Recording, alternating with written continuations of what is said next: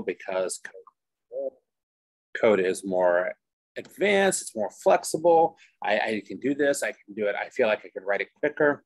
And one of the things that really comes from changing your mindset around this is that you're not necessarily replacing code with flow.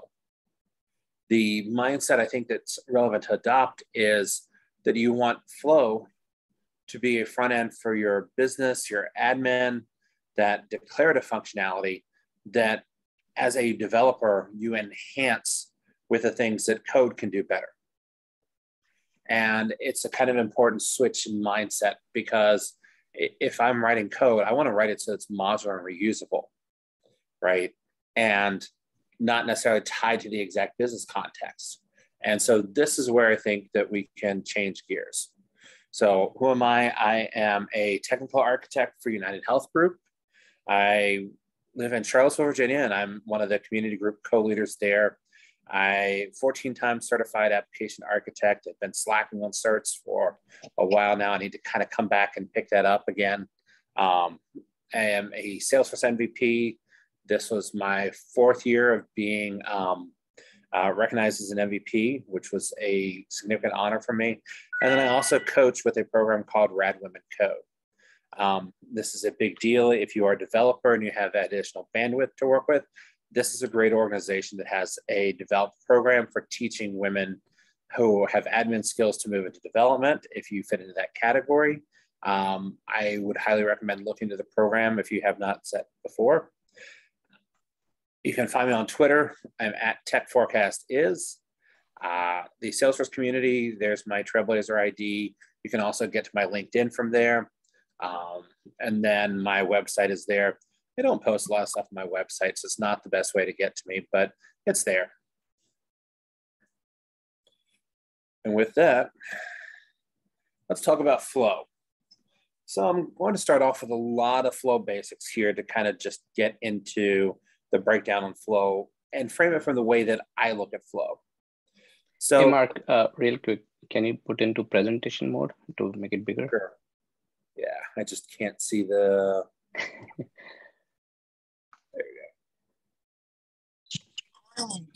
There you go. It's not what I wanted.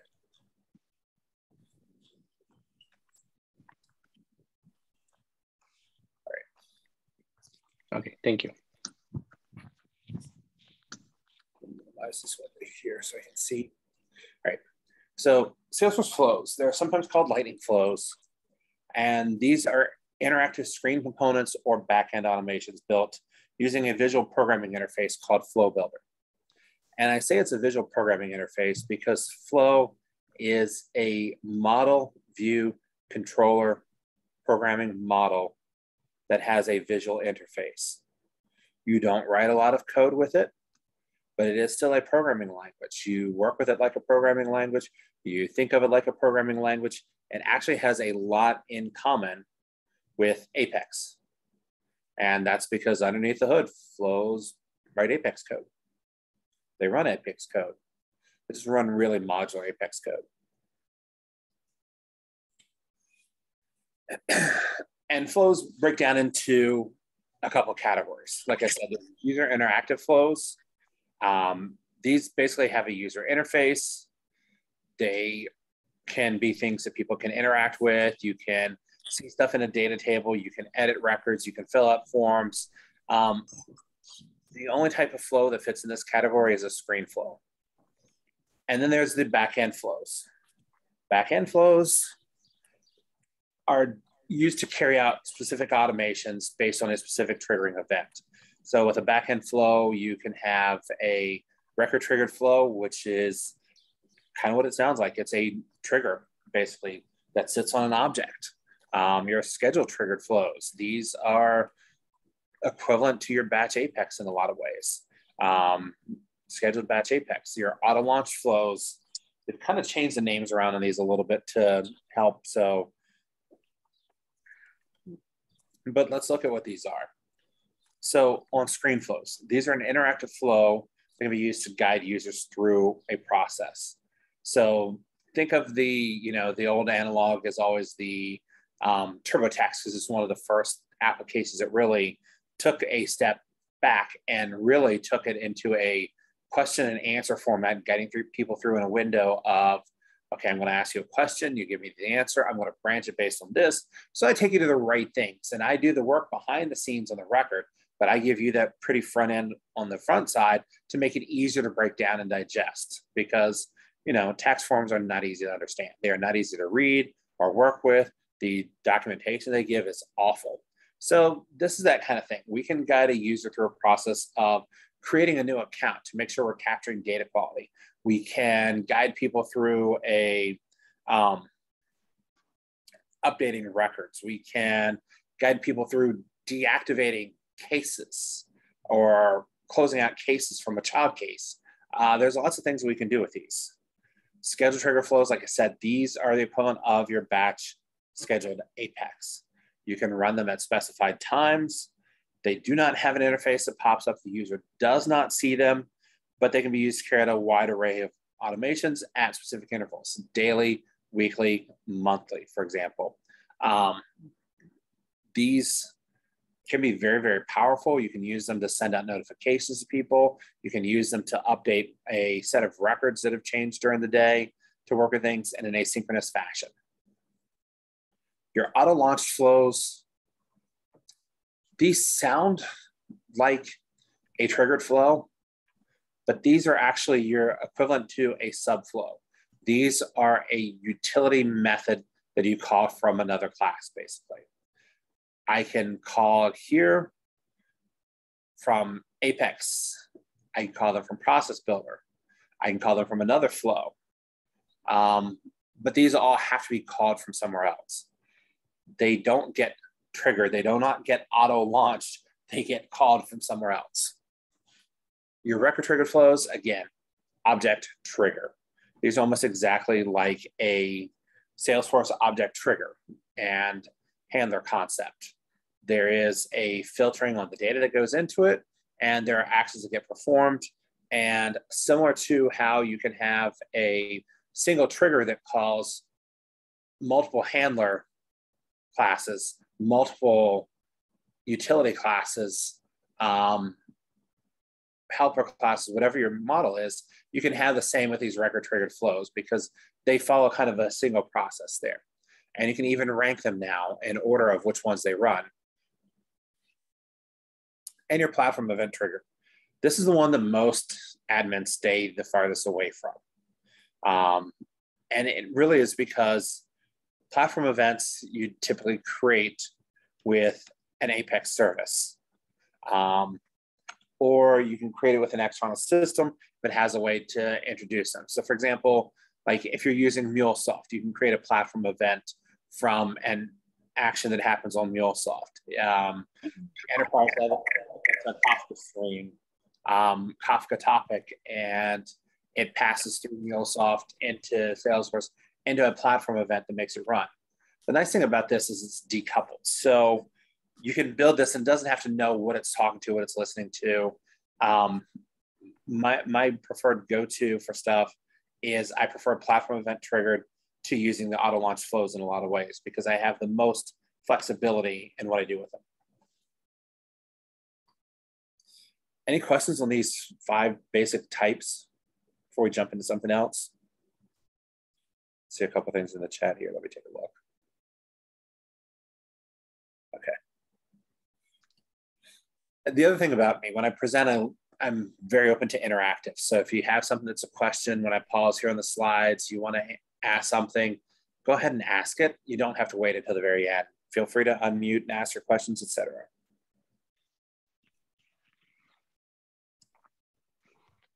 Hey, Mark, it's Marlene. I just posted this in the chat as well. How are you today? Can you hear me? Yes, I can.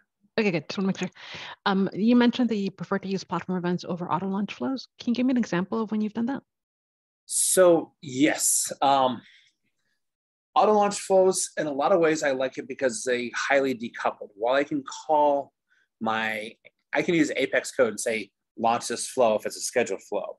The problem is my Apex code has to know that auto launch flow is there, right? I have to call it by name. If I need to change something, I have to actually go in and edit my Apex code to do so. On the other hand, if I'm making a platform event, I can take that platform event and I just make that with Apex. And I don't really know what listens on the other side of it. It is loosely coupled. So if I need to put in a flow there to handle it as an, kind of a near real-time process, I can do so. If I need to replace that with the Apex code later on, I can also do so because I don't need to understand what's there. So a lot of cases that platform event triggered can be a rapid way to prototype something and see if it's the way that you want to go before you invest in writing a lot of Apex code. You can create platform events in a lot of different ways very quickly. So one example that I've had of doing this is wanting to call and sort of an asynchronous process. There is now in Flow Builder, you can do a asynchronous flow where it has the near real time, puts it into a queue, the equivalent of doing a my brain is blanking right now, like an at queuable interface or at future identified method. But again, they have to know what's there. So in all honesty, if I build this way, I can make it run all kinds of things from that flow. I can make it handle it.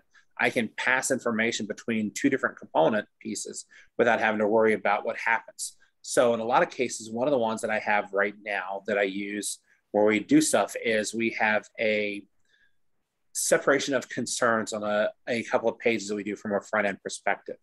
And they're not directly hooked up to the objects on the back end. When we create these, they call out to a couple of web services to do some data cleanup and management and stuff like that on the front end, which is one of the reasons why we did the Lightning components there. But what they do is they package it up in the back end to a platform event. And from there, that platform event just goes out on the bus. And we actually have two consumers of those platform events. They operate independently because of the different types of tasks they do. One of those is an Apex listener, and it works on this. The other one is a flow listener to that same topic. And so I can pass that to two different things, but my Lightning component code, the Apex controller for that, have no idea what those other listeners are. I can just pass it off to them and they can do their two different jobs. Okay, cool. Thank you. I appreciate that. Yeah, and one of the, like 2-3 months back, we had one session on how efficient we can make like a mass updates or some bigger kind of scale updates. So the one of the MVP showed his case using platform events and the flow together to make it a really fastest operation instead of doing different ways. So you should check out one of our previous sessions. So it explains one of the use case there. Is that the one that Paul does? Triggering flows from platform events? No, I'll post it here. I'll look. Recording. Thank you. Yes, please. I'll look. Thank you. Thank you.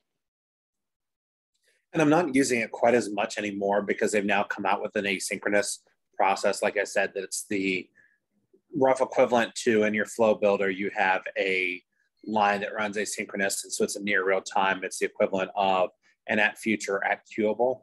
So there's less of a kind of that separation of concerns and breaking it off from executing in the same context as the flow to putting it in some kind of queued future context.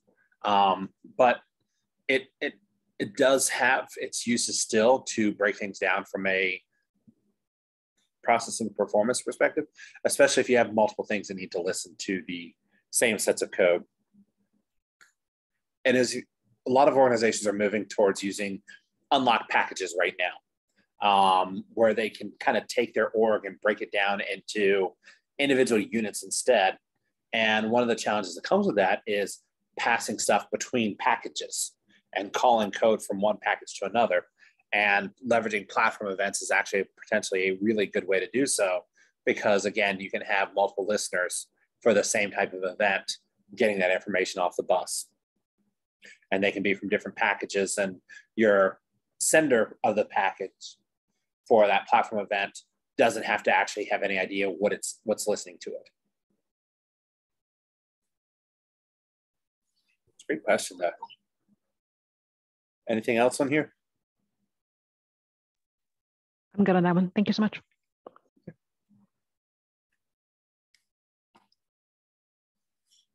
So starting with Spring 22, and it's been added to since then, that record triggered flows has an interface to work with the trigger order.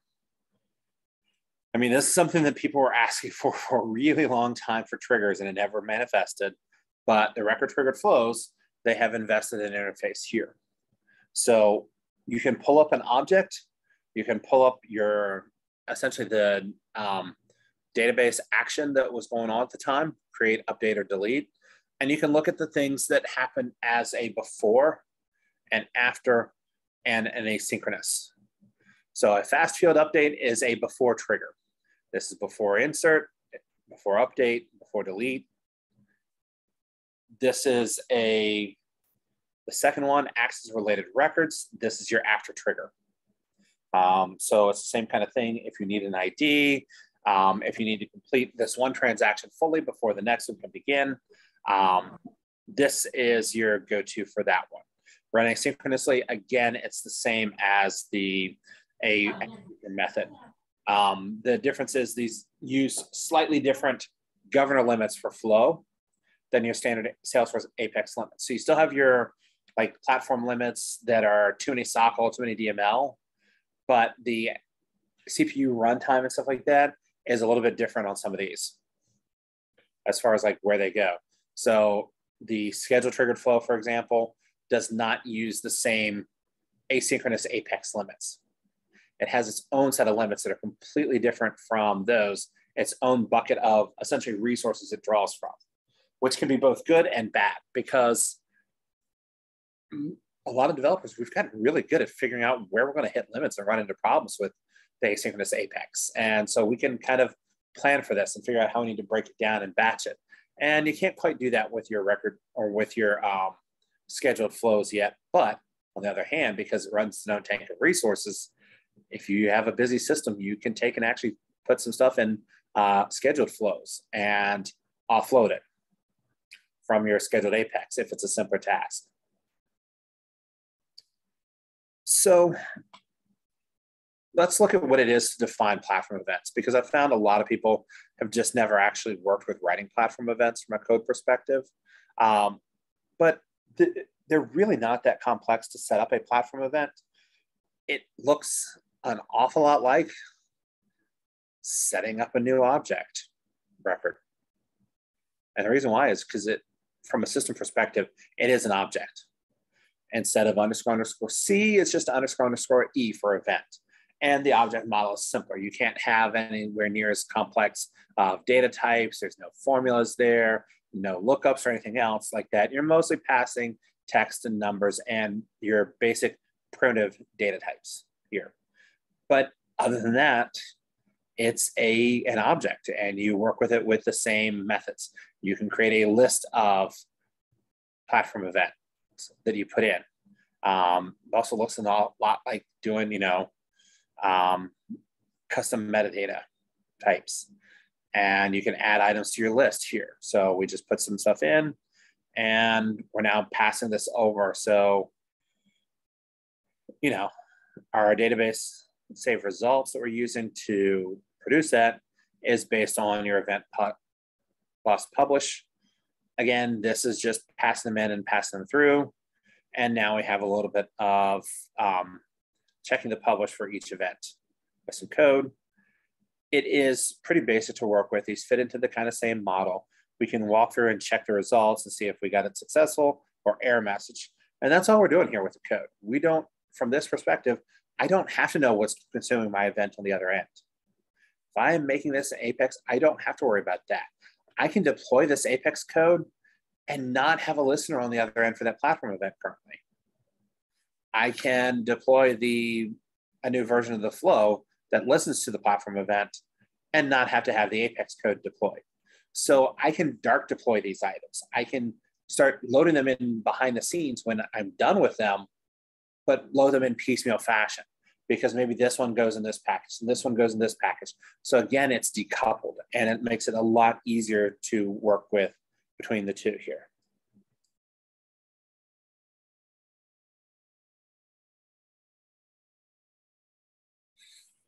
Platform event flow to launch from process builder.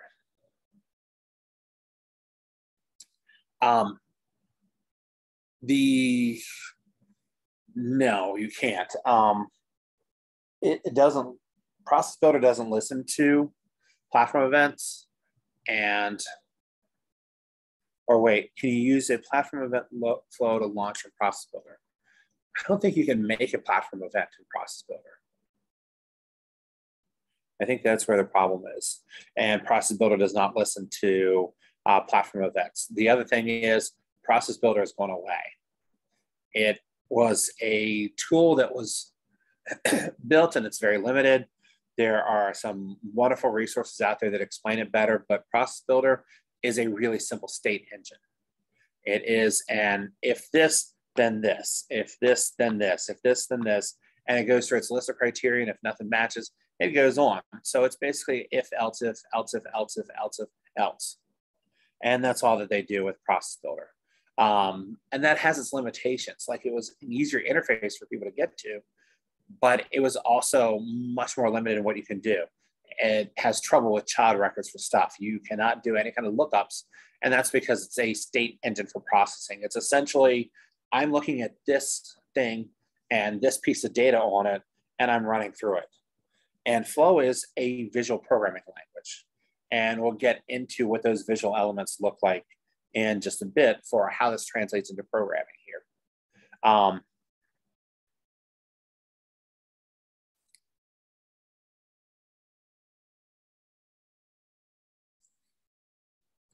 Okay, so they can't subscribe to platform events. I suppose you could use them, but I would not. But you shouldn't. No, I agree with you. You should not.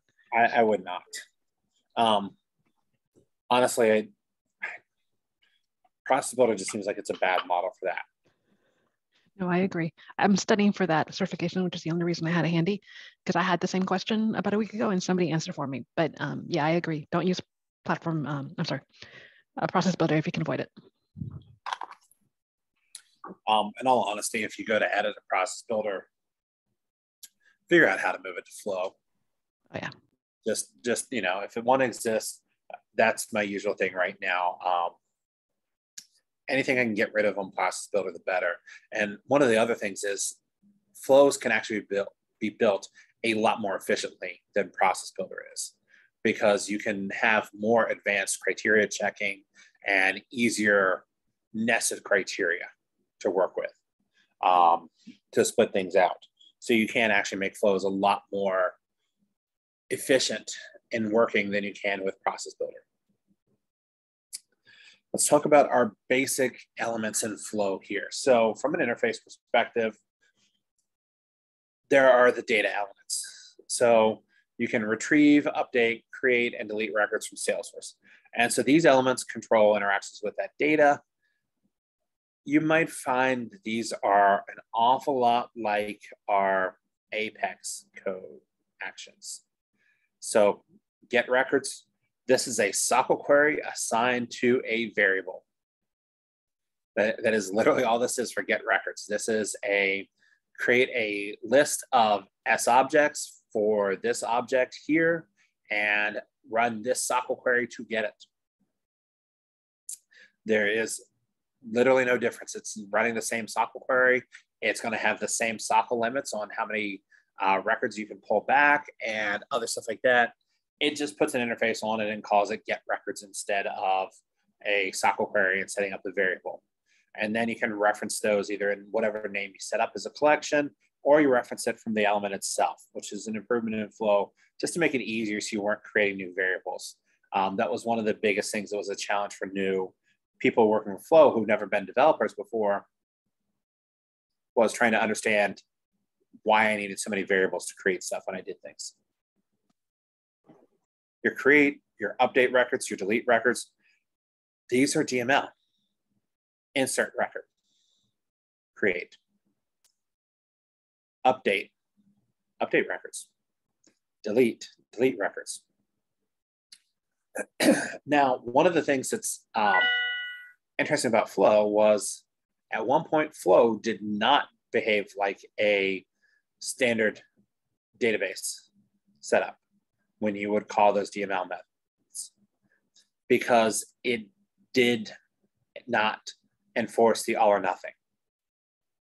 If you ran it and it changed records and it failed for one record, but it changed the others, well, those others were changed. The one record that failed was not changed, but the other records were changed. And this is kind of one of those things. So they have now added in the capability to do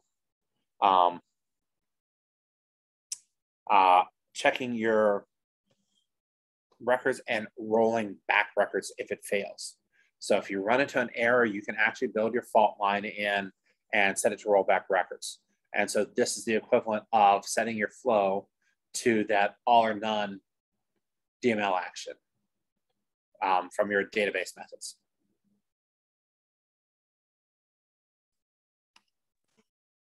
The other basic elements, your logic elements.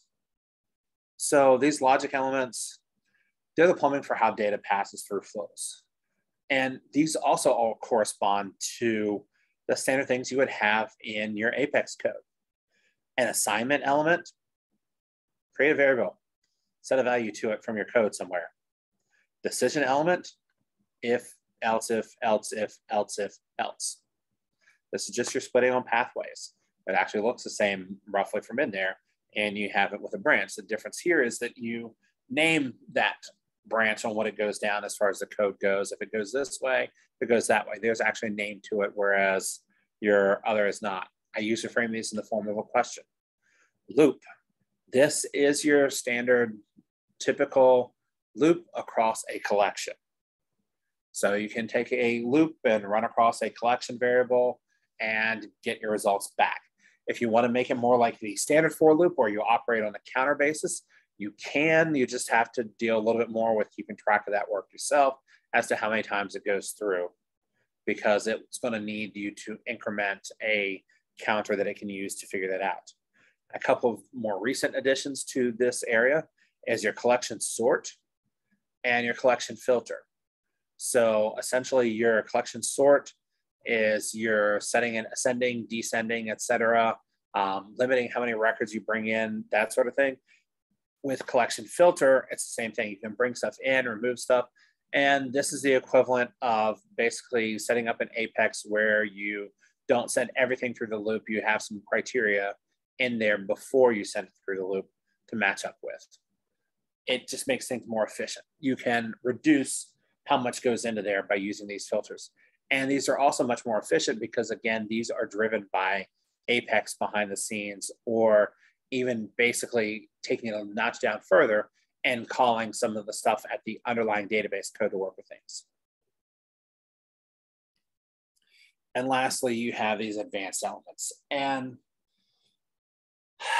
for interaction. And your screen flows are they're your basic interaction. They are your wizard you're guiding people through. I honestly like to think of these as I'm making my own custom Lightning components with a graphical builder, because that's what these are. I need a special record edit form. Well, I'm just putting these components on the page. That would be normally my Lightning-based components to put in on the screen so I can lay stuff out. I need to guide people through a process where it shows the next button and take them through this. Well, those are standard things that are kind of built in, but I could do them here. I need to display data back in a formatted fashion. I need to show images. I need to get a file upload. These are all basically things that I would do with a Lightning component that can be set up from Apex, or that can be called from, a Visualforce page or a Lightning app page or whatever.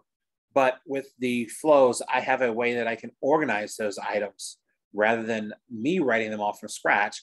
I can organize the items, leverage some of the out-of-the-box pieces to work with for that, as well as my own custom code. And we'll talk a bit about that custom code and what you can do with it for these. Your actions are essentially Apex code elements.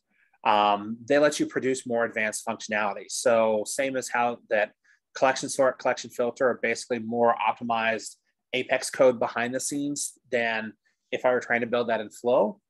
It's the same thing. I can take stuff and I can make things into where I can process stuff behind the scenes. things that your visual interface would be extremely cumbersome to do and potentially take a long time, but could be handled much more easily with Apex. The subflows, they are essentially your utility methods in a utility class. A subflow is essentially that utility class. I can take and pass my data into that. I can reuse it. I have built some abstraction into it, so it can handle multiple different types of data coming at it, different types of processes.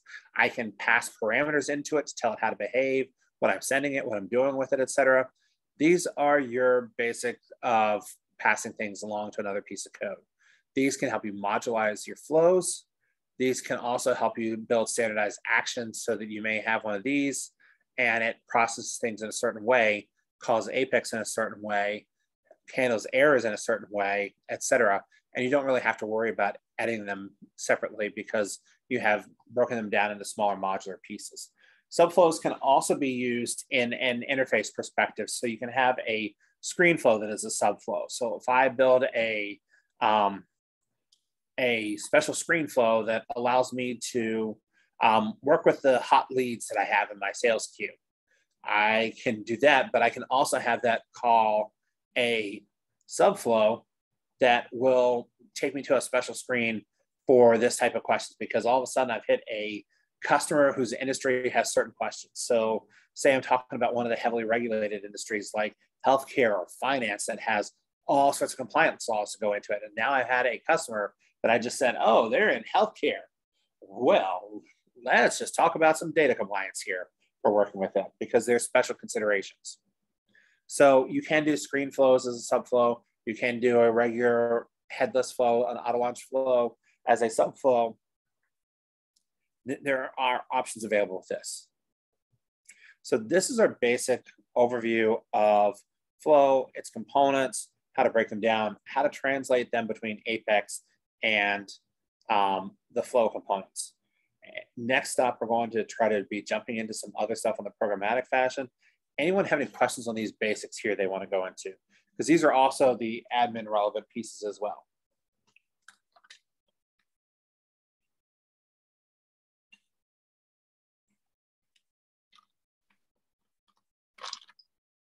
So I have a very basic question. So what are the best practices you guys are following or anyone nowadays? So let's say I have a multiple automation on single object or specific. Are you baking it into one or multiple? How those are like managed in the larger scale? So that actually gets really tricky with the record triggered flows for a couple of reasons. So one of the things that happens with your record triggered flows is you can organize them to where they run and you can bring them in, and it's still, think of it as, you know, we try to translate it to and we go one trigger per object, right? Every developer has probably had that ingrained in their mind from the time they started typing Apex for the first time, right? But flows don't necessarily follow the same pattern because you can think of the record triggered flows as essentially there is a trigger behind there, and that trigger is not yours. It's Salesforce's. So that trigger is already written, and that trigger is written to call different handlers based on the criteria. So your individual record triggered flows are like a handler. They are like that handler method, the helper methods, et cetera, where your handler is really just your business logic, and then you're calling your other code there. They follow that same kind of pattern. So with this, you're not necessarily worried as much about that one trigger per object. So the best practices that I've found are, one, I try to get combined things. If stuff can happen in a before flow, everything that can happen in a before flow puts together. I try to keep things that are on a same level of precedence together in the same flow.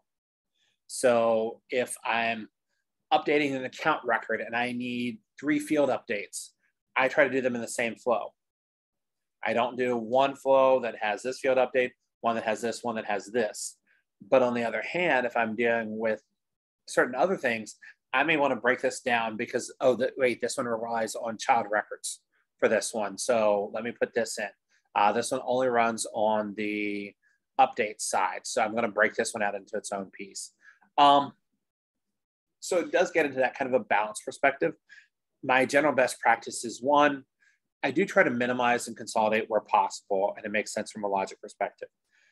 Two, I don't focus on that one per object, but rather how do I make my individuals efficient between there. Again, everything in before updates, everything that hits your largest body of objects first. So if I've got a piece here that's only going to run, and it's only going to talk to like 10% of the records that I'm going to throw through it because of their criteria here, and this is going to talk to 100%, this one typically goes first in my order of operations.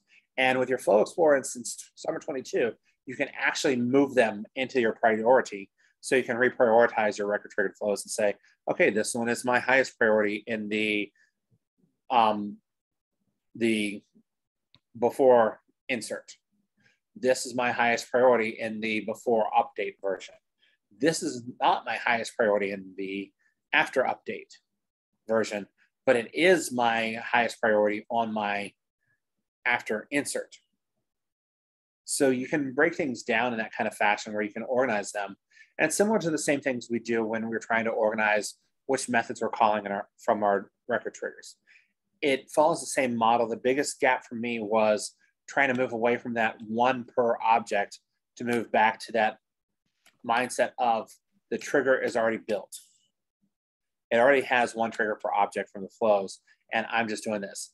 The other thing that I find is if you have to do triggers for a bunch of other stuff, be really careful about using your record trigger flows in the same thing. One automation source is your best bet for a lot of things. You don't want to multiply all your automation sources because you still run the very real risk of same thing that would happen if you had a workflow rule, a process builder or two, and a flow on the same object. They can easily conflict with each other, cross over each other, suddenly amplify CPU time through the roof. But okay. So we have a question here on scheduled flows, once, daily, weekly. So with a scheduled flow interface, there is not. It only has the once, daily, weekly as options with that. However, it is possible to schedule a flow using cron and a little bit of Apex. So if you need to make something run more often, you can actually do it that way. And it's a different way of invoking it than what the Salesforce interface gives. I also think that makes it run in your Apex context. And so you do run with a asynchronous Apex as a container around that flow. And so doing.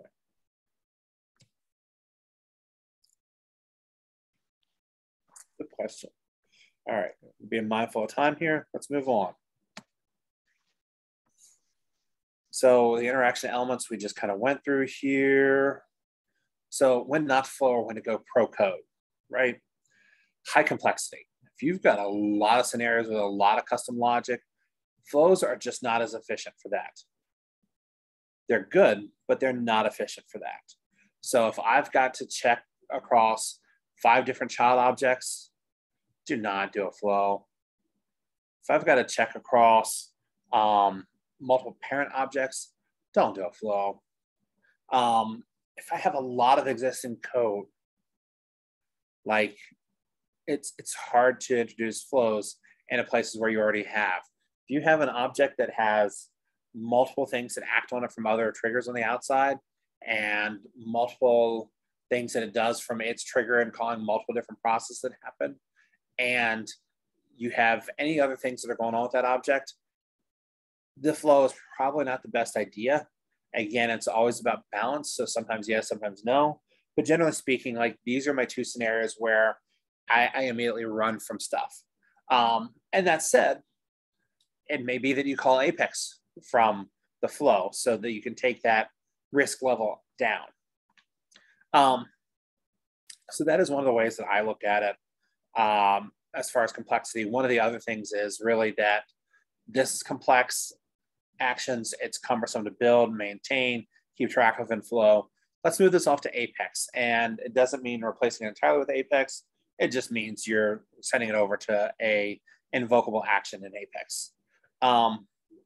The other thing that I look at with these is you can actually have, if you have some Apex code, you can actually make those methods invokable and call them from a record triggered flow as an action. So you can actually use flows to organize your triggers and trigger handler functionality.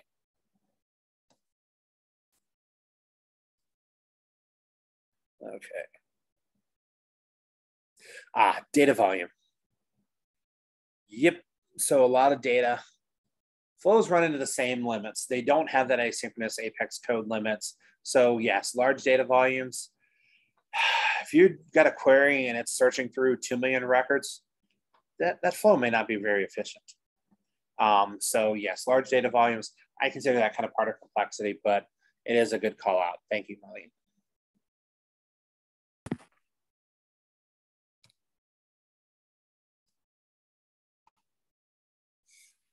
So how do we do this with our Apex, invokable actions in Apex? So the way that we do these and set them up is we just put set invokable piece on it. We say it's an invokable method. We say it's an invokable variable. We can take and pass the stuff out to make it accessible from Flow Builder. It's the same thing that we kind of did with Process Builder. We can pass stuff through. The nice thing about these invokable variables is we can get them and work with them directly in our flow, so we can get multiple things out. Whereas your traditional invokable method had a, I'm collecting this and I'm returning this. If you're working with these invokable variables, you can do a lot more where you can take and pass stuff in and out data and capture stuff in the same way that you would from calling a external class and being able to get those variables. It's the same kind of mindset here as when you set up an LWC and you do your wrapper with your get and set pieces on those variables, so you can talk to them from the outside. That's the exact same thing we're doing with this invokable variable or invokable methods on our code. To give you a really good example of this one, as a use case, here is an invokable class to convert CSV to records. So I've had a CSV, I have gotten in a set of code to it, and I now have this, essentially the CSV, this string, this really long string that I've gotten as inputs. And I can take and output it to an S object list with a bunch of things, but it's only good if I can give it some information, if I can frame it up. So I can track and see what happens. Okay, so I've got a symbol or currency, so I can know what to do when that kind of runs haywire and we have that, right? I can look at separators for thousands and inserting commas and handling what those are. Some of these can be called from outside, some of these can be called from inside. The nice thing is I can actually frame what this looks like from this sheet. So if I'm coming from the US where a decimal is a period, I can pass that. If I'm going from an area where the separator between the divisions is an comma, I can do that. If I'm from an area where I've got a semicolon, I can do this, and I can pass these through as values to my code to make it run in a certain way. I can choose what my fields are and pass them in, just how to break it down. These all give me control over what I want to do with this handler, and I can pass these all in from the flow interface. So I can say what it is of all these, how to identify things, what this looks like from what I'm passing in, and then it can pass it back out, tell it what I wanted to pass back out to me. So this is a really quite useful example of using invokable Apex to work with this. The things that we have here are just leveraging a lot of values that we can pass in, pass back out, how we process it, et cetera, as far as working with things. This is a really, really useful kind of class, and it is available. So if you really want examples of some of these things, there's this site called Unofficial SF. And Unofficial SF has a lot of Flow resources on it, a lot of open source stuff contributed from the community. This particular one here is, oh, that's not the one I'm looking for. Here you go. This Convert CSV to Records was originally produced by Narinder Singh.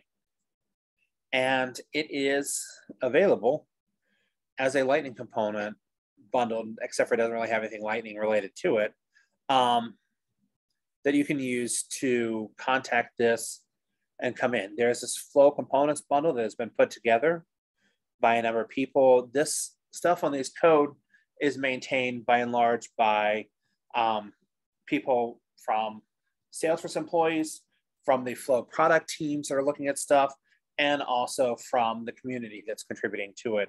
A number of MVPs and other developers, some of the solution engineers at Salesforce who can code, et cetera, all contributing to a lot of these resources here. So you can leverage these as a good example of what to look at, how to work with stuff.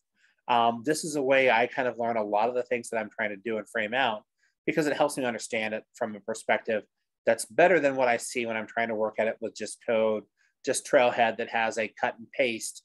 There's a real world scenario here, and it's a little bit easier for me personally to digest.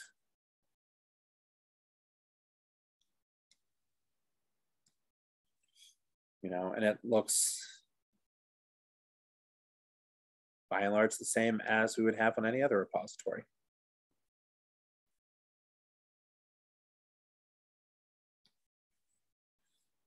As far as what actions we have, these are split into individual components here. These are actions, essentially base components that work with certain things. And there's another that has your,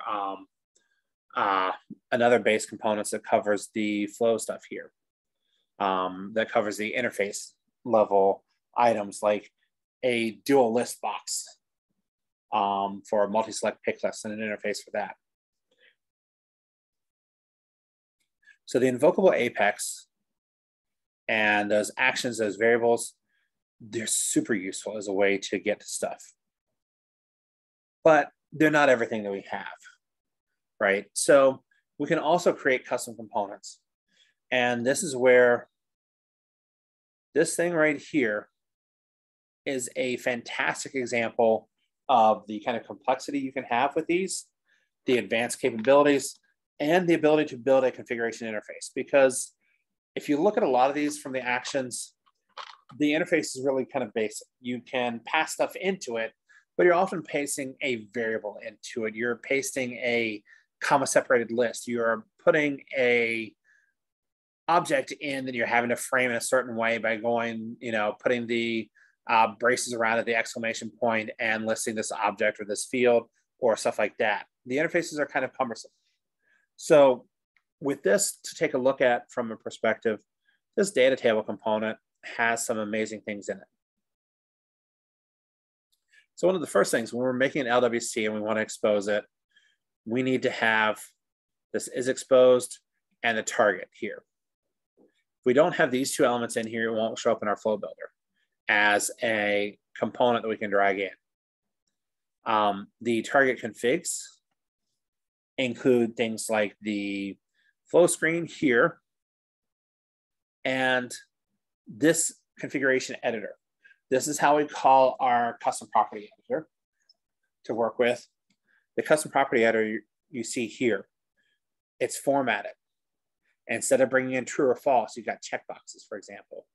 You've got sliders. You have ability to show things in a bunch of different ways to control those same type of variables, but you don't have to work with the standard default.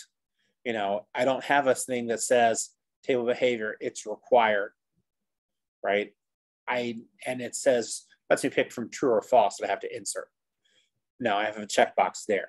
Behind the scenes, that's gonna set a value to true. It's gonna set a value to false, but it's still shown as a checkbox. It's easier for me as a developer or as an admin to reuse this because of this interface. And this was introduced, I think, in the CPEs were introduced, I want to say, I think it was maybe winter 21 or spring 21 before they became kind of widespread. But these component interfaces and a lot of stuff that you get from flows or managed packages still don't have an interface like this. They're really super useful to work with.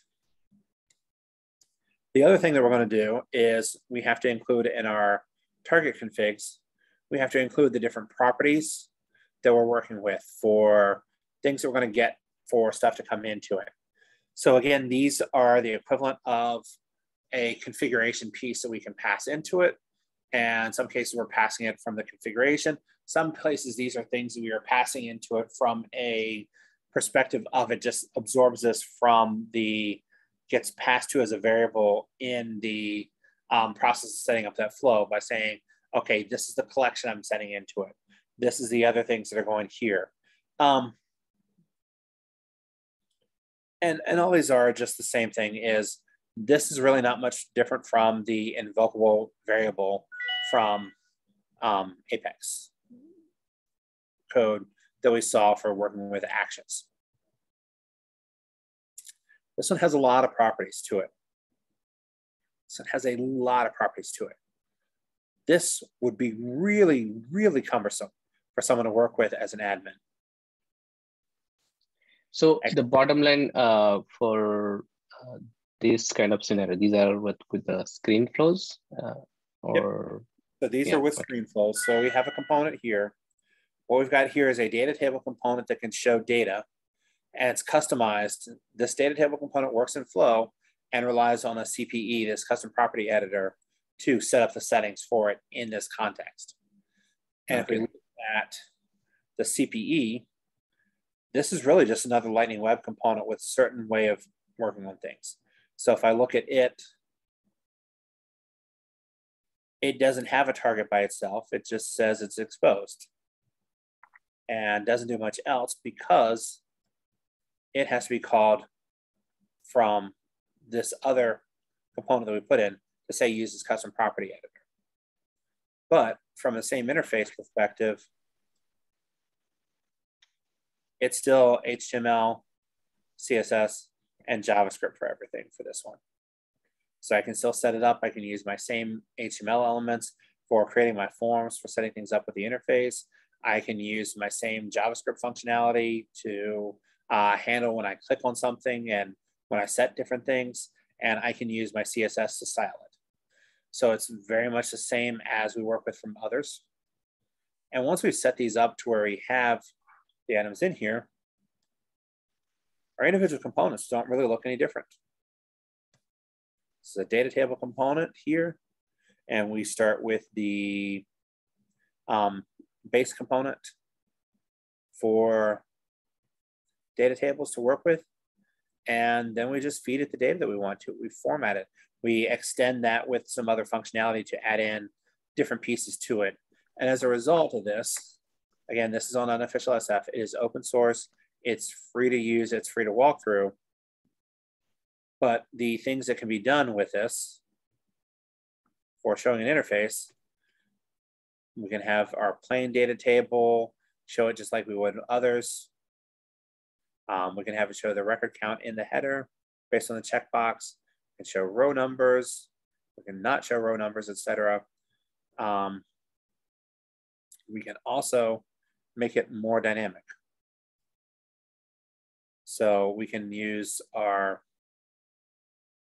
set the pick list, but let's see. I'm going to find one of the examples of your outputs that's more dynamic. So we can change our column alignments around. We can do a bunch of other things, but my favorite on this one that we can do is, again, some of the basic stuff, switching to column labels. I want to show some of the formatting options here that we can do.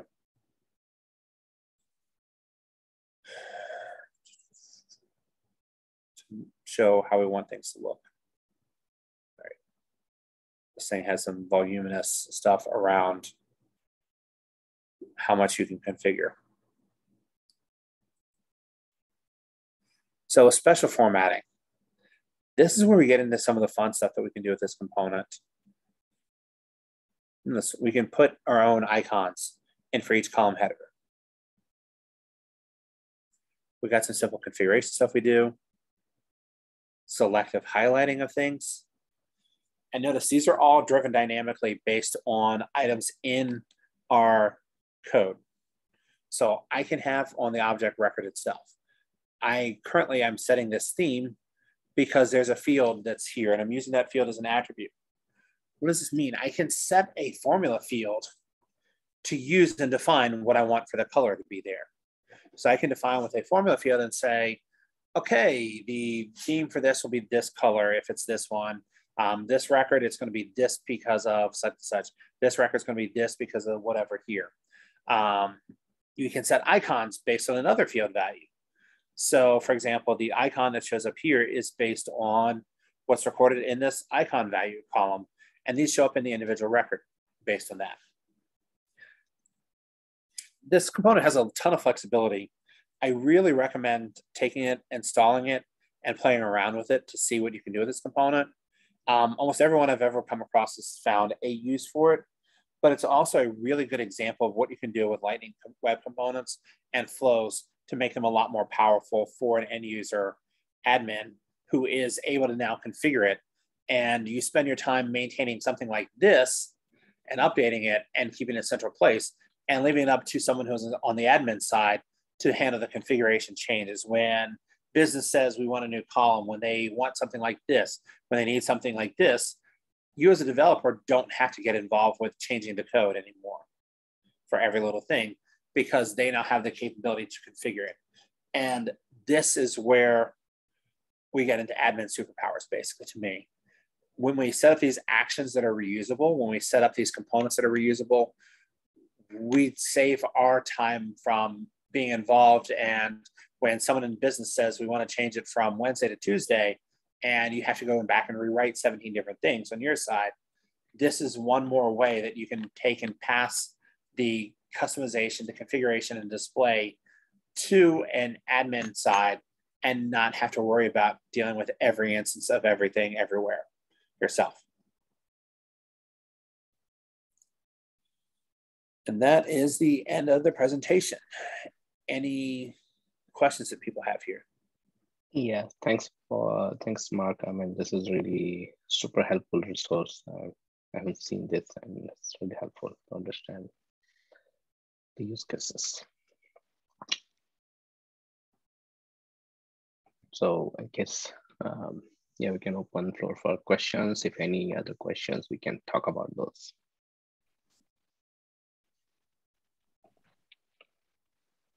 Hello, Mark.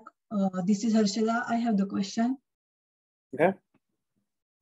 Basically, the programmer designed their code so that the similar actions are performed together in one batch. Basically, it's bulkification of the code to avoid the governor limit. So my question is, how does flow bulkification works? So it works somewhat similar to the way that it does on your other stuff. So you don't get the chance with flows to be able to take and pass multiple pieces into the same complex data type, right? I can't collect it up and put this set into a collection here, put this one into this collection, put this into this collection for this before update, and group all these together to make them more efficient. I don't have the same kind of flexibility with that. But what I can do with flows is I can leverage my actions to do various different pieces of things. I can pass stuff into there if I want to and create an Apex action that says, okay, now that we've done this, instead of doing this as a before update, I'm going to bring my action in. I'm going to say this, this, and this, and I'm going to configure it to go that way. So I can do that kind of bulkification if I combine it with Apex code. As far as trying to organize things together from a standard builder interface without code, you can try to optimize for it by cutting down the number of flows that you have or splitting them up into individual pieces. There are actions that you can do that essentially take and make a commit, complete that process and go into the next one with stuff. So for example, here, let's see if I can find this real quick. Oh, it's an action. Let's come here. Yeah. Flow. And actions. So there are ways that you can break things up. You can put certain elements into certain types of flows, but you can also do this commit transaction action. And this is a really simple thing that happens, but basically, essentially you can take your transaction that you've got going on, put this in as a commit, and it causes whatever's going to finish. So you can then take and start something else to work with or pass around some other data. So you can adjust with your too many SQL queries by taking and breaking it apart into individual pieces by using the commit transaction that essentially closes out the context and runs it. This is not a complex set of code. It is open source. And if we look at how we would do this, we can take and put in, it is a component here, but where is it? I thought this had, yeah, I thought this had the access in here, but for our Apex code that ran it. But essentially what it's doing is it's kind of taking things and finishing stuff out here in, I think it's in the helper here. Nope, didn't really have anything in the helper on this one.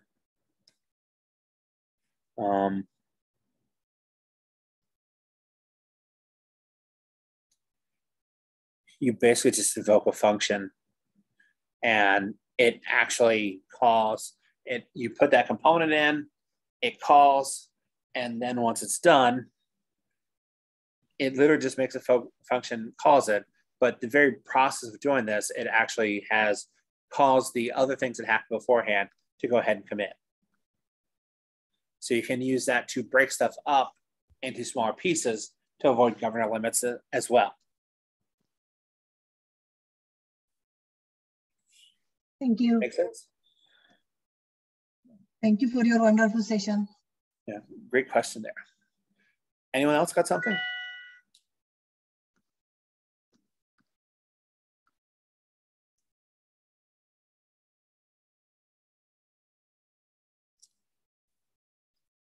Okay, well, before we kind of get into wrapping up, I did put this out here. Here's, again, my ability to reach out to me. I love hearing from people, answering questions, etc. So, you know, connect with me on Twitter, Trailblazer community, LinkedIn, etc. Happy to connect with people, see what's going on, help out where I can. Great. So thanks, Mark. That's really wonderful, and it's always new learning and really good session. So I'll stop recording.